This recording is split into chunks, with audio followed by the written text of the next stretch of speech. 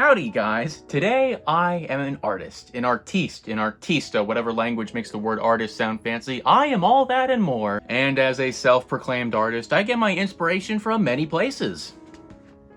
This one's a little more derivative, but you get my gist. Man, I'd bet you never guessed that this singular button would eventually lead to one of the most overlooked pieces of video gaming art, huh? In the 80s, if you wanted to play a game, you just insert the cartridge, turn the console on, and it would immediately boot to the title screen. Some companies would put little startup jingles in their consoles, but for the most part, this was the basic process. But then we reached the mid-90s. Games were becoming more and more advanced thanks to the new form of physical media, the compact disc. Now you'd have to wait through a long loading screen before the game would actually start up. But in addition to this, full menus were now built into these consoles in order to navigate various settings with things like the CD player and storage devices. Things would only improve by the time digital distribution came around, making it necessary to have menus in order to access them. This is what's known as the system menu, something that has basically been integral to every video game console since the 90s. Now, there are some that do their basic job, providing a simple menu to navigate, but most of them are designed with a lot of care and attention, making sure that it's both easy to use as well as being appealing enough for most people to remember. Like, think about it, I bet you have a favorite system menu out there, whether it's nostalgia or just memorable. They all have something to appreciate. That's why I like to consider system menus somewhat of a hidden art form. They all have different interpretations and various takes on the same menu concept. Some like to be abstract, and others like to be experimental to the 10th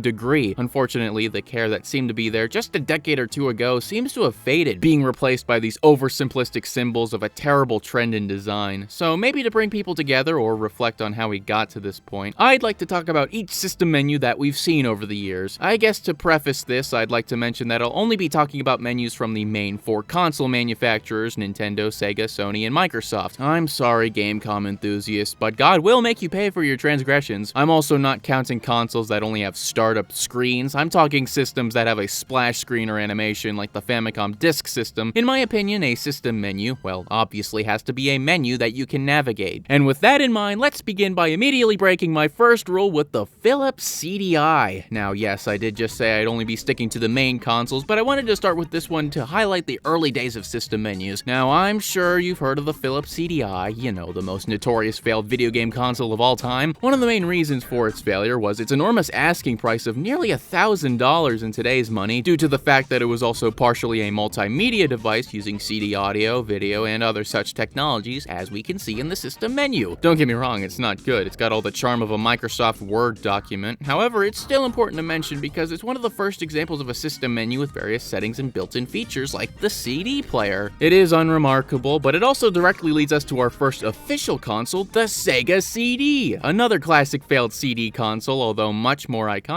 Something a lot of people note is its loading screen with this radical logo that flips and spins and ricochets across the screen. However, if you put in an audio CD, you'd be sent to another appearance by our dear friend, the built-in CD player. It's pretty versatile with various settings and options to fuddle around with while listening to your music, but even in addition to this, the Sega CD has a little-known feature that lets you back up save data on a Sega Genesis cartridge. In turn, there was also a built-in menu meant for this very purpose, backing up game data. The menu itself looks incredibly bare is a strong word. There are also like a ton of regional differences too. Each region has several different loading screens, each having different animations and completely different music and logos. There's the Mega CD, what the Sega CD was known as in Japan, with this sky theme. North America had this space theme, and Europe had this Frankenstein version of the two. But also, there's the Wonder Mega, a Genesis Sega CD combo system manufactured by Victor with another different theme. But also, there's the JVC XI, the North American version of the Wonder Mega, with another logo change. But also, there's the Pioneer Laser Active, a Laserdisc-based game console that had an officially licensed Sega CD add-on that let you play Sega CD games. Yeah, wrap your head around that one, with yet another menu. And there's like 4 different versions of the CD player UI. Do you see why I hate this era so much? This is all for a singular add-on. It's no wonder they cut down on this in the future. Like, on one hand, it's kind of cool they went through this much effort into some loading screens, but maybe if they put this much effort into their games library, it wouldn't have failed. Now on the Nintendo side of things, the Super Nintendo never had a system menu, but the Japanese exclusive Satellaview did have one, kind of. I previously mentioned it, but instead of a menu, it had an Earthbound-style hub you could walk around, entering buildings in order to mess around with various settings, as well as accessing the games and features. It is incredibly in-depth, but it's also not a menu, so it can go f*** itself. We're already approaching the 5th generation of game consoles, seeing the stepping stones that Sega left behind. What would the next console manufacturer bring to the table, son of a bitch? Well, Sega's back at it again with their next console, the Sega Saturn. Luckily for me, there's only one version this time. The logo is different in Japan, but they're pretty much exactly the same otherwise. This time around, you're placed inside of a spaceship with these weird orbs as the buttons. These floating sphere cubes on the sides function as the speakers for the ship. I don't know, it's all really weird, but pretty cool at the same time. Like, I haven't seen something as Sega as this in my entire life. Hell, if you press a button, you get a cool animation of the ship flying through space. It's mid-90s goodness. The settings and memory menus are a little more tame, but still have a really appealing computerized art style. I really like the way everything looks. Maybe the 3D stuff's a little dated, but that's part of the experience, damn it. It's a shame the Saturn was seen as a failure, because maybe more people would have been able to experience it, but maybe the more successful consoles seem to have the worst system menus, because now we get to the original Sony PlayStation. For as radical as everyone made it out to be, does that reflect in its menu? Well, in NTSC regions, you get this purple background with rainbow paint splatters as the buttons. It's got the basic amenities like a CD player and memory card manager, but ugh, that art style is just disgustingly 90s. And Europe is somehow worse, with it just being gray squares. I guess it's a little more on brand, but it's just so depressing. Maybe it's a cultural thing, you never know. Do British people like gray squares? Honorable mention goes to the Nintendo 64 DD menu. I only call it that because you can change the time, otherwise it's the definition of basic. But you want to hear basic? Then you definitely Won't get that when we talk about the 6th generation of game consoles.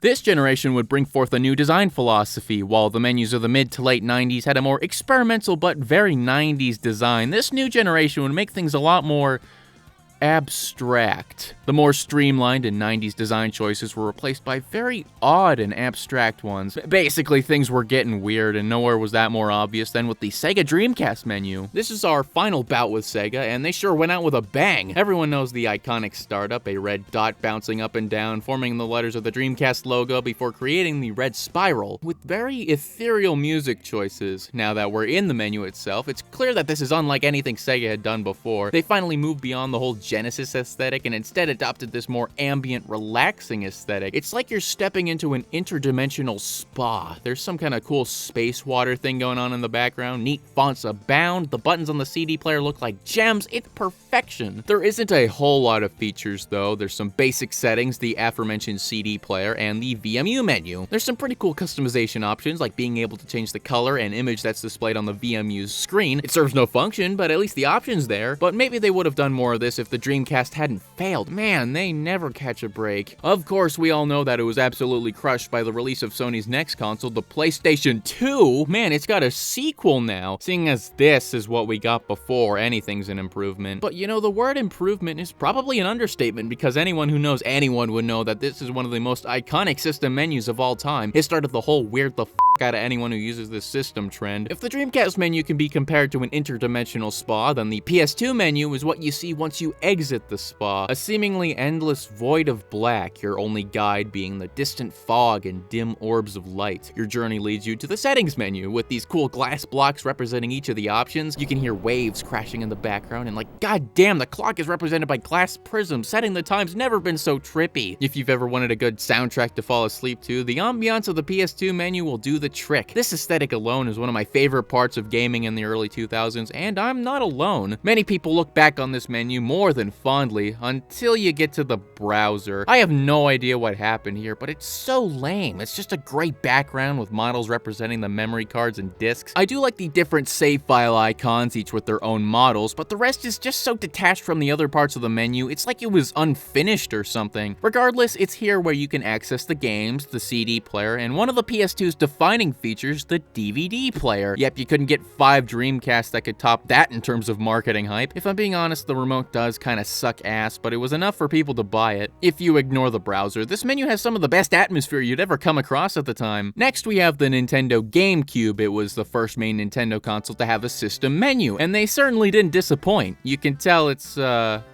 cube-based. The startup shows a purple cube falling and rotating around a transparent cube until it forms the GameCube's logo, where it then transforms into the system menu, a singular floating cube stuck rocking back and forth in our friendly neighborhood void of death. Rotating the cube allows us to access the various features, each of which are displayed by smaller rotating cubes. Yeah, that screams GameCube alright. I can tell they were going for the same ambient style with some really weird-ass droning sound in the background. But here's an interesting fact though. That sound is actually a heavily slowed down version of the Famicom Disk System. That came out of left field, but there's more. If you hold down the Z button when starting up the console, you get an alternate startup sound. Whoa, I'm on a roll today. My favorite part has to be the memory card manager. It's got this neat black graph paper aesthetic, kind of like the Sega Genesis, but it still fits here pretty well. I like the different save file icons and the warpy sound effects. It definitely has that early 2000s Nintendo charm, a step up from whatever the hell this was. But move aside Nintendo, Sony, and irrelevance in general, because it's time for the Xbox dashboard, bitch. My god, I have no idea how to say this, but the original Xbox dashboard has to be the coolest menu we've seen by a long shot. Microsoft didn't go down the route of otherworldly dark voids, no.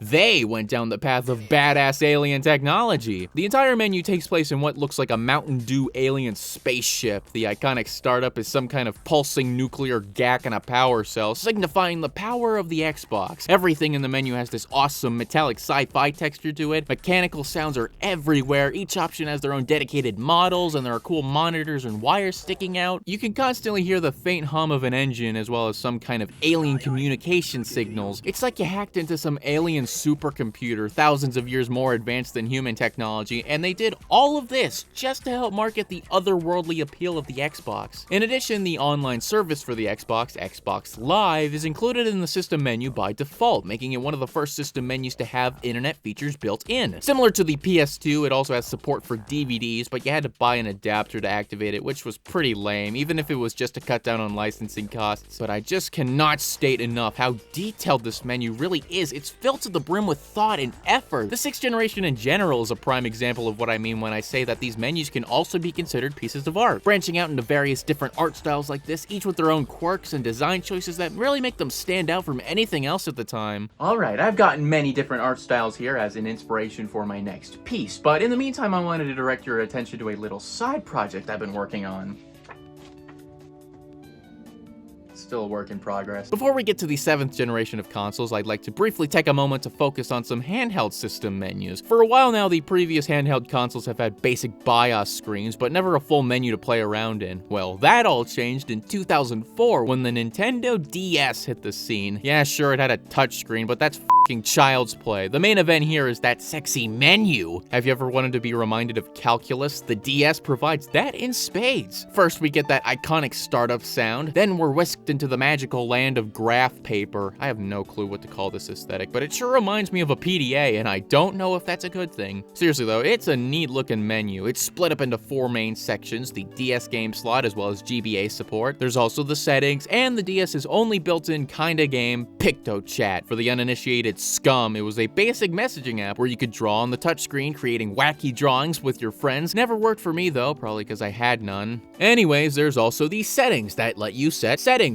Very riveting, I know. There's some basic customization options and an alarm. Great use of the DS's technology overall. Everyone complains about the fact that you have to reset the console every time you leave the settings, and yeah, that's kind of weird, but it usually restarts instantly, so it's really not that bad. Overall, it's cool, but I don't have a lot to say about it. Moving on, we have Sony's first foray into the handheld market, the PSP. Man, I can't wait to talk about this thing I've never used. As someone who's never heard of a PSP until 5 years ago, you'd think I'd be unqualified to discuss such a topic. I am, but in petty protest I will continue to do so anyway. The PSP menu should look familiar because it's the first console to introduce the famous cross-media bar, or XMB for short. Well, technically it first appeared on the PlayStation X, a Japanese exclusive PS2 DVR hybrid that no one bought, so it doesn't count. The layout is basically a long horizontal row of options, with each option having a corresponding vertical row where you could select each option, kind of like a grid of some kind. I want to save this menu for later, but I'd like to at least mention how it was the first first console to have a built-in digital store, the PlayStation Store to be exact. You could also add new themes that completely change the graphics of the menu. I particularly like the PSP's dynamic moving background with these neat bubbly waves. It's got that neat mid-2000s aesthetic that I love, but the rest I'm gonna save for later. In the meantime, we can finally move on to the 7th generation of game consoles, starting with the Xbox 360. This era would once again change things up. This time the menus would become much more sleek and modern, focusing more on functionality rather than just looks, and the 360 is a perfect example of that. I don't mean to set low expectations, but let's be honest, there's no competing with the original dashboard. Also, I've already seen it, so this diatribe's kind of pointless. Throughout its life, the Xbox 360 dashboard went through 3 major design iterations. First, there was the Blades dashboard, introduced in 2005. This menu consisted of these cool multicolor blade-like folder tabs that housed each option. There's actually much more emphasis on internet functions with the Xbox Live tab, as well as the Xbox Marketplace, the 360's form of digital distribution. In 2008, Microsoft released an update for the 360, completely redesigning the menu into what is known as the new Xbox experience. Which is surprisingly on brand for Microsoft. It did introduce the Xbox avatars, but it also kinda sucks, like, a lot. You got these flat-looking card things for each menu option, and the whole aesthetic is a lot more Zune-like. It's not nearly as interesting looking as the Blades interface, but in late 2011, the dashboard was once again overhauled into the current design, the Metro UI. This would basically keep the cards from before, but arrange them in more of a tile format, which is what Microsoft was doing everywhere at the time, like in Windows 8 and the Windows Phone. Usually I'd bash this for its basic aesthetic alone, but I am a hypocrite, so I guess I'm just gonna have to gush about how nostalgic I am for this menu. This is the version I used back in the day, and it just reminds me of all the old Xbox Live arcade games I used to play, like Hexic HD and Doritos Crash Course. To be fair, there is a lot in this menu. Now there's new multimedia features like downloading movies and music from the Microsoft Store, and there were a lot of different media choices to choose from, with the built-in CD and DVD player, as well as the HD DVD player add-on. The Xbox Live parties and messaging features were icons of online gaming at the time. Messing around with the Avatar store was really cool too, with some great music. The avatars in general had pretty customizable clothes, which is something you really couldn't get with the Me channel. I also love how you could buy clothes from various Xbox games, even various media franchises. The Pop-Tart shirt is godly and no one can dare say otherwise. However, it certainly wasn't perfect. I thought all the advertisements really sucked. Like, I don't want advertisements in my game console, that just doesn't make sense. It's not a big problem nowadays since they don't show up anymore, but it was still kind of a pain in the ass back then. Looking at it from an artist standpoint, it doesn't look all that interesting and pretty flat in comparison to what was there before, but I have a lot of memories with this, so I just can't help but love it.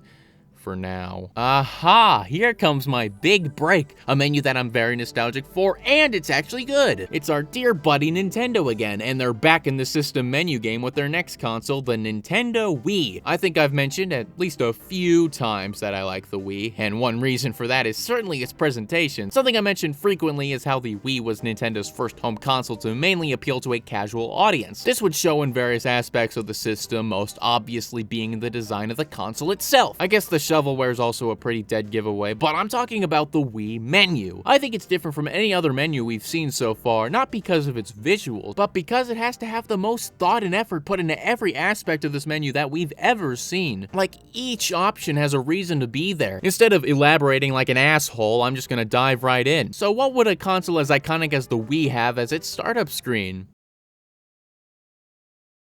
Okay, it's iconic, which excuses any poor judgment on my end. So this is the menu itself. On the main screen here, you have each of the Wii channels that act as your apps and games. The whole menu has this cool TV aesthetic to it, so that it fits in with the Wii remote. It really reminds me of one of those multi-channel viewers you'd sometimes get on your cable box. To further this, the Wii also comes with various built-in apps. You got the Me channel, the system's ever-noteworthy avatar creator that everyone knows and loves, and the Photo channel, which just lets you f*** around with photos on your SD card. But what I think furthers the TV feel even more are the news, forecast, and Wii shop channels. They're your basic weather, news, and shop apps, but they manage to differentiate themselves enough to a point where it feels like you're just on an interactive version of these channels. The Wii shop channel has the aesthetic of something like the Home Shopping Network, and the news and forecast channels just feel like your typical news and weather channels you'd see on TV, but with just enough Nintendo class to make the experience worth it. I mention these because all of this is just to make the average consumer already feel welcome when using a Wii. They provide all the regular TV offerings with all the benefits of a Nintendo Wii, and that thought alone makes it one of my favorites by default. That's not all though. Pressing this little button on the bottom right shows off the Wii's messaging features as well. It's so seamless. The main screen actually rises like a curtain just to show that Wii Connect 24 was always running in the background, literally. You can't tell me that this didn't work on you. You know full well how impractical sending emails on this thing was, and yet you're still so compelled to do it anyways. I know I don't have to check my playtime every day, but I can't stop myself. Nintendo has made you their bitch just through simplistic, sleek white propaganda, you sheep. There's also your basic settings menu, giving you this neat behind-the-scenes vibe where you can set the time and junk. I'm only mentioning it just so I can highlight this really neat nod. So the original Wii models were compatible with GameCube games and memory cards. Well, if you went into the Wii Save Data Manager, then selected GameCube, you'd be sent to this menu very similar to the Wii Save Data Manager, but it instead takes on the GameCube's art style down to the black grid and transparent cubes. Stuff like that's just so neat and really cool to see. I also have a huge soft spot for this menu. Why would I not? I've decorated this thing with various WiiWare and Virtual Console games I've collected over the years, and even filling up my SD card menu. Something else I like to do was just stare at the different channel banners each of my Wii games had. These little animations would really go to show who truly cared about their games and who were trash compactor fodder. But still, there's just way too much thought and effort put into this menu, and it has to be a defining symbol of the 7th generation. Welcome back to the land of derivativeness, because PlayStation is back with the return of the cross-media bar on the PlayStation 3. I think it fits a lot more on a home console, being able to take advantage of its crisp HD graphics with these beautiful backgrounds and themes. They're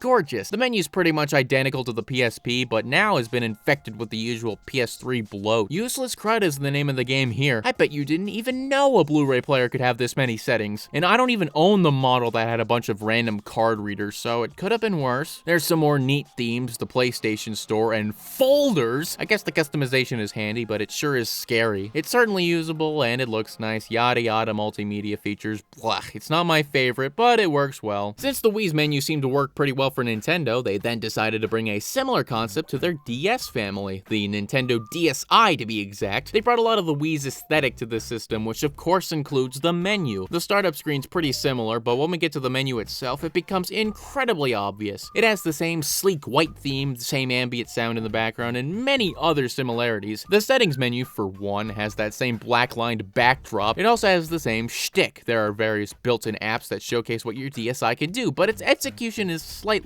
different. Instead of focusing on more family-oriented TV-like experiences, the DSi focuses a lot more on customization, setting custom colors, taking pictures that can be displayed on the menu, making neat little sounds. All of these features are meant to make it feel more personal. Even the logo shows that they thought of everything. The DSi browsers and DSi shop are pretty stark clones of their Wii counterparts, becoming even more obvious with DSiWare, which is like WiiWare, but bad. However, there are some pretty neat improvements from the original DS. For example, the icons are now animated, which isn't that big of a deal, but it adds a lot more to the dynamic movement like the banners on the Wii menu. Some models also came with built-in DSiWare, like the photo clock. Clearly elite software we're working with here. I sure have a lot of early 2010s nostalgia for this menu, so I still hold it to a high regard. It's obvious that between the 6th and 7th generation, menu designs became more sleek and modern to fit with the times, but now we're reaching the 8th generation of consoles in the 2010s, aka the worst time to ever be a system menu fan. It started out just fine, but towards the end, a lot of the care and effort that was put into making these menus unique would completely disappear. I want to savor the very few good menus we have left, so let's start with the PlayStation Vita. The sequel to the PSP would completely ditch the cross-media bar in favor of this new touchscreen-friendly interface. Yeah, I don't know about you, but I think it looks weird as shit.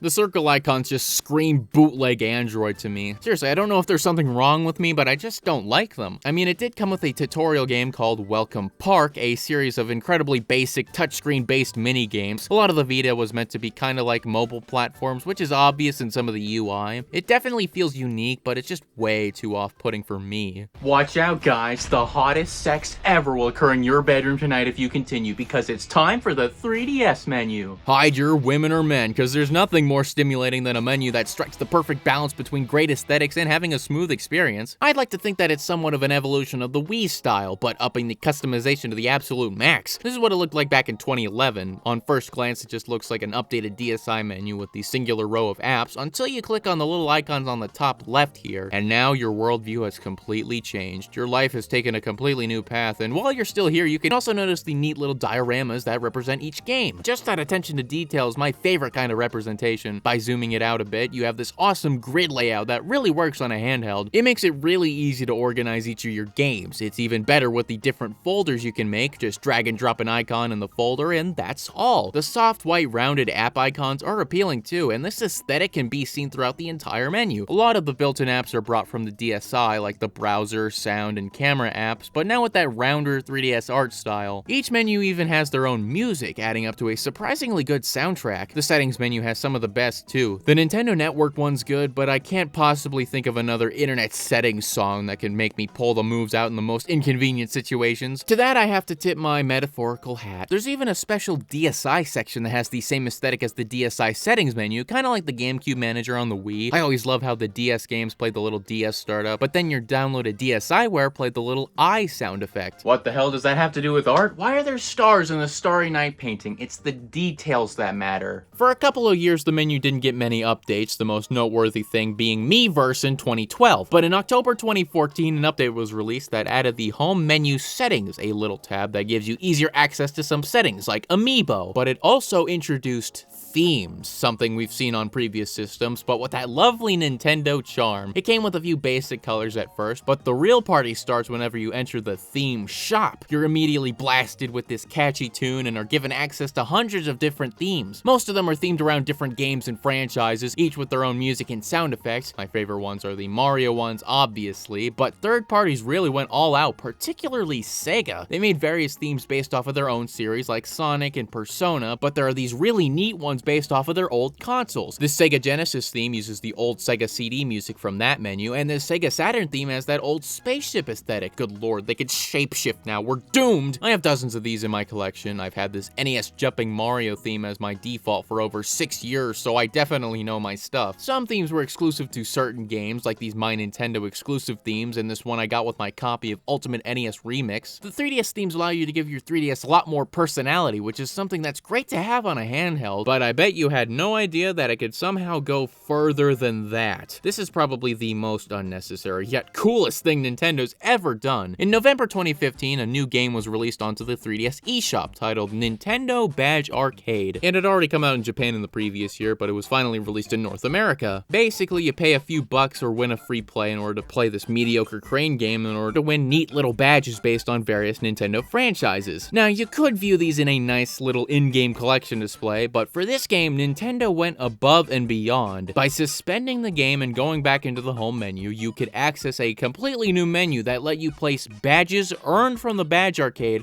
on the home menu itself. It caught me by complete surprise. You could basically do whatever you wanted with them. You can make little dioramas with them and even place them onto folders. Sometimes they would even hold promotions with the theme shop. Basically, they made special themes that would coincide with a particular badge collection. The craziest thing to me was the badges that acted as some of the 3DS's built-in apps, like this Super Mario Bros. Block badge that actually acts as the download play game. Again, they didn't have to do any of this, but they did anyways, and thank God they did, because the badges alone are enough to skyrocket the 3DS menu to becoming one of my favorites. Customization is one of my favorite things to see, and the base aesthetics are great too. It'll be hard to top this. Or maybe tie in first place, but close enough, I guess. Nintendo's next home console, the Wii U, would take a lot of inspiration from the 3DS, but focused less on customization and excelled with its aesthetics. The rounded buttons and transparent glass motif from before is back and looks really nice in HD. All the apps are pretty nice and relaxing to just experience. The eShop especially is comforting to use. There's also the soundtrack, which is this neat mix of modern yet ethereal songs. Yeah, every piece of the menu has one that goes along with it, and it even plays like an alternate version of the song on the gamepad, which is completely unnecessary, but it definitely impressed me back in 2015.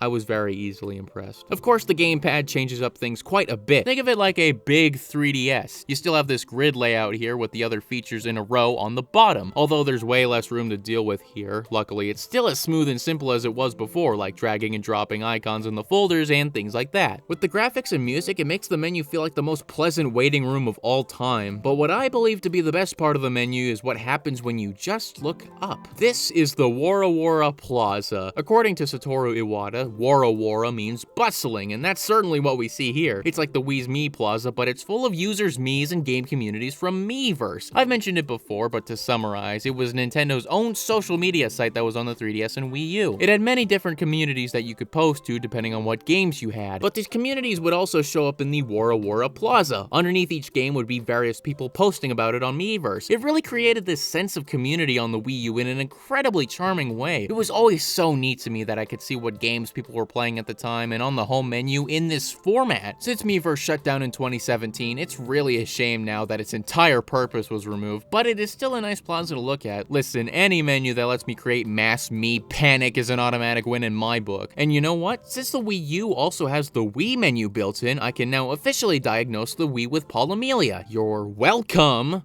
We're now at the Xbox One dashboard, a menu I closely associate with the phrase, if you don't succeed, try again. Yeah, we're at that key part of the 8th generation I was talking about earlier, and of course it's Microsoft that started it. 2013 was not a great time for them. Everyone had been collectively dunking on the Xbox One for various bullshit features like its overdependence on the internet, not being able to play used games, and all other sorts of video gaming sins. But another feature that was heavily criticized was the design of the new dashboard. Well, that's reassurance if I've ever heard any. So it kind of looks like they took the Metro UI and stripped it for parts. The art style is so flat and boring, similar to Windows 8, which is a terrible piece of inspiration. It is pretty easy to organize, but God, that art style's bad. They tried to fix it in 2015 with the new Xbox One experience.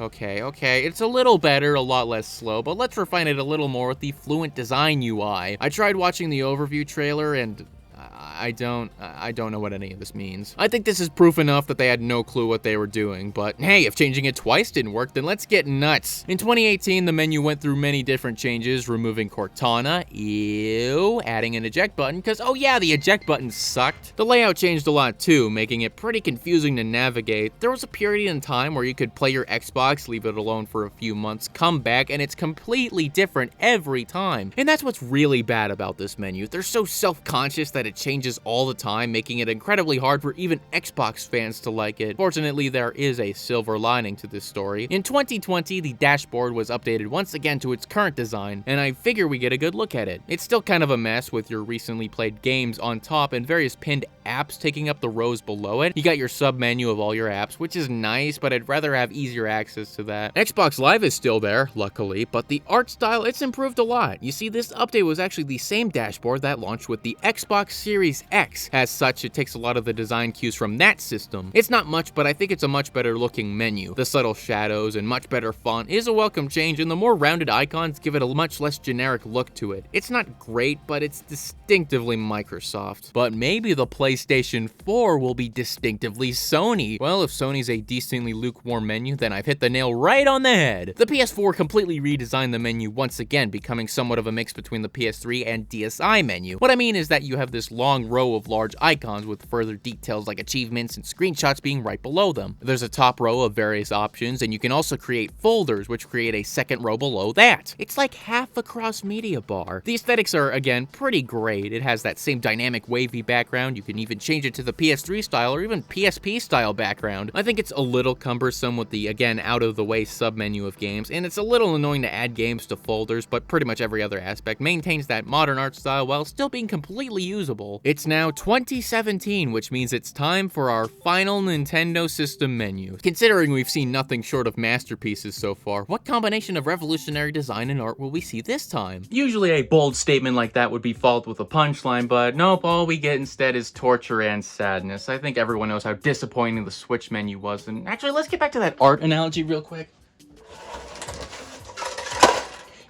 If I were to truly believe that system menus are somewhat of a hidden art form, then I think the Switch menu would be the perfect representation of the modern art world. It's a flat, boring, easily manufactured piece of crap devoid of any thought or effort, and was probably stolen from someone else. Brief disclaimer, people who actually do like the Switch menu can choke on a tire iron because this is most likely the saddest system menu I've seen in my life. The Nintendo Switch aimed to combine the handheld and home console experience. As such, you would expect its system menu to fit that concept better, maybe being just a combination of the Wii U and 3DS menus, but not only is it not that, but it's far worse than you would ever expect. But before I get ahead of myself, trip, and start projectile vomiting, let's just go over every reason why I believe this menu is just so terrible. Firstly, the menu itself kind of looks like Nintendo came across a concept sketch for the PS4 menu and just used that. It's got that same main row of large icons with the sub-menu at the end that shows the rest of your games. Again, it's not a terrible layout, but it just makes what should be a simple action a lot more inconvenient. If you think that's petty, then trust me, that's probably the best thing about this menu. So let's discuss the second and probably most prominent thing about the menu, that being that there is absolutely nothing charming about the Switch menu whatsoever. The art style seems to have taken the phrase oversimplicity by heart. There's a total of maybe 2 colors throughout the menu, and there sure is an abundance of simple shapes and basic silhouettes in place of actual art design. There's no depth or detail to be seen anywhere. Same goes for the audio department. There's no music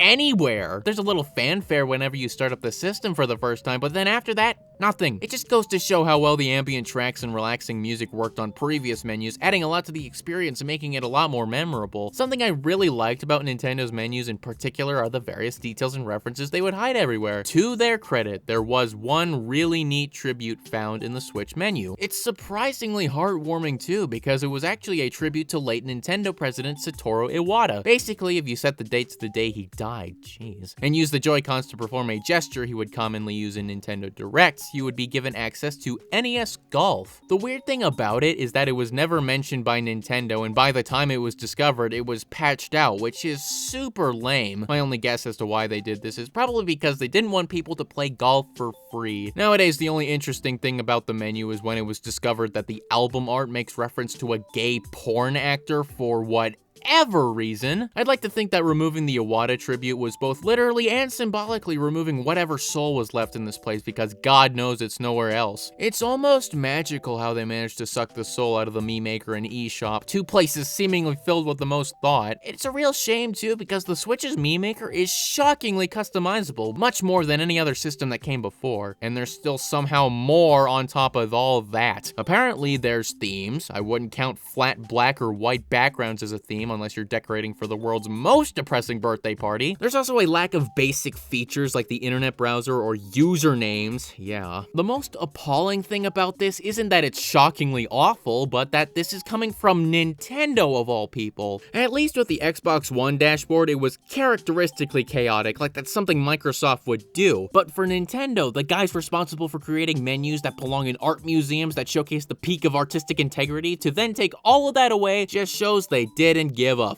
fuck. I can do that? The best proof of that is just to see how much the menu's changed overall. This is the menu in 2017, and this is it now. Clearly we see what they strive for now. They added this Switch Online app to the menu, I guess to remind me how much that sucks. It runs like dick and is mostly just advertisements. Oh well, I guess you can now trade platinum points for customizable user icons, which is a great thing I'm glad they added instead of Netflix. Oh, and they finally added folders.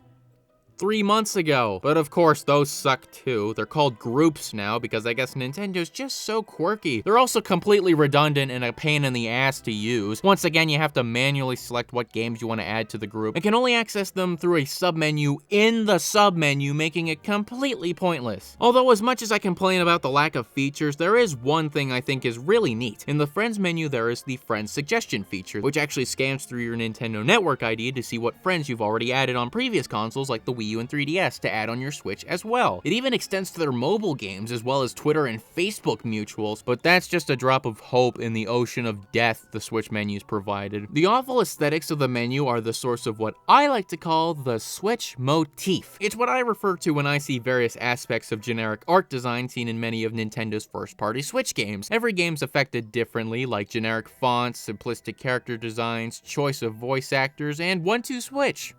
in general. I figured I'd mention that since it seemingly began with this menu, but man, I was so heartbroken seeing this for the first time. I was only 11 years old when I got my Switch for the first time, and even I knew it didn't look good. And not because they pursued an idea that didn't work, it's just because they didn't try. And that unfortunately seems to be a common theme seen throughout many aspects of the Switch. Everything about it is so boring, from the marketing to the design to the aesthetics and quality control, because who cares? It's selling so well that they're not gonna try and fix any of the issues. Who cares that their menu looks like crap and lacks any effort? Who cares that we're paying for the same drip-fed content we've been getting for years and paying even more just to have access to more of them? Who cares that their online service that you have to pay for now runs exactly how it did back in 2005? I certainly don't, and it seems like no one else does. Nothing's gonna change, and the menu will probably get worse and worse until it gets replaced with the f***ing Sega CD menu. Jesus. Well, that was much more emotionally charged than I was expecting, but it's in the pursuit of art, damn it, and what better way to replicate such an art form than by looking at what people are doing nowadays, aka the 9th generation of game consoles. We've done it. We've officially reached the apex of our journey today. Luckily, there's not too much to look over, so let's just start with the Xbox Series X dashboard, hopefully a step in the right direction.